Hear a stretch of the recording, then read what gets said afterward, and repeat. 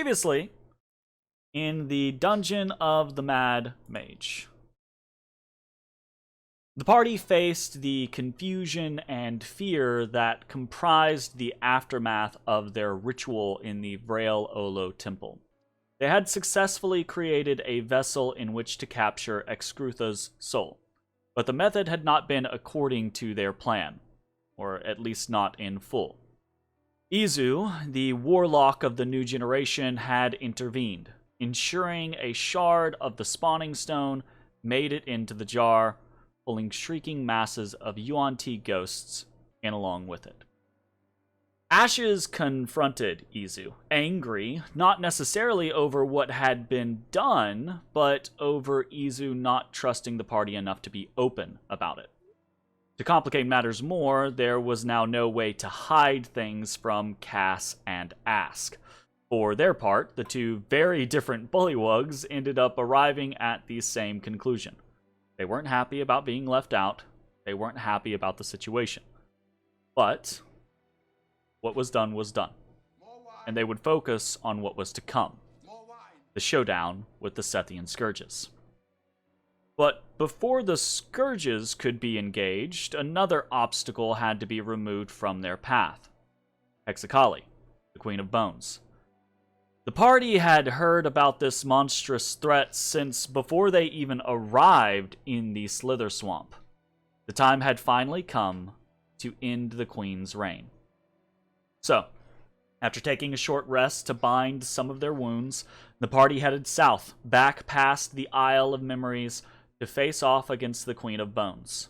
Or, at least that was their intention. But actually baiting the Queen to battle proved a bit more difficult than they had intended. Matashtai summoned up his rowboat and attempted to attract the Bone Naga, but to seemingly no avail. Feeling as if he had no other recourse, the monk swam further into her territory, intent on finding her and leading her back to the awaiting party. But during his exploration, he heard the snapping and breaking of wood, and realized that the monster had circled around behind him. The battle had begun without him. As Hexakali rammed herself into the party's boat, Ashes leapt aboard it, trying to tie up the creature, but with little effect. Between her being in the water and her incredibly difficult-to-harm form, his attacks seemed ineffectual. But the party had prepared for this. They had a magic dagger, specifically enchanted to decrease the Queen's defenses, and Bones had lain in wait for this exact moment. The rogue swam forward, seeking the element of surprise, but Hexakali saw all around her, and she turned to face the oncoming threat. But it didn't matter. Bones struck true, his blade scraping across the Queen's ribcage, the enchantment of the dagger swarming over her. Like a shark. And the battle began in earnest. Matashtai arrived, Ezrah instilled Ashes with magical vestments, and with the Queen's defenses lowered, the party began to dismantle the Bone Naga. For her part, Hexakali fought viciously, wounding Ashes and Matashtai, grievously injuring Bones, but it wasn't enough. The party had prepared for this. They were capable warriors versus a mindless beast, and powerful though that beast was, the party had prepared a proper counter to her main strength.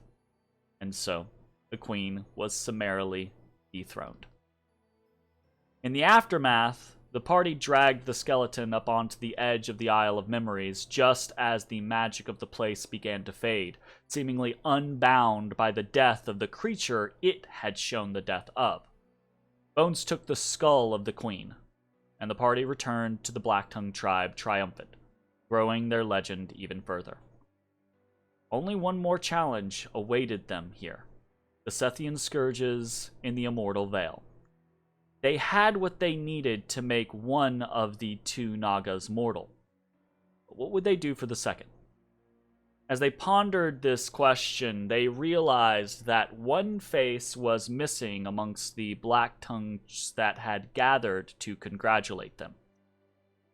Izu, the warlock, was nowhere to be found. Hey everybody, thanks for watching. If you enjoyed the video, consider leaving a like, commenting, or subscribing. It really helps me out. If you'd like to see me live, head over to my Twitch at twitch.tv/thedistanthorizon.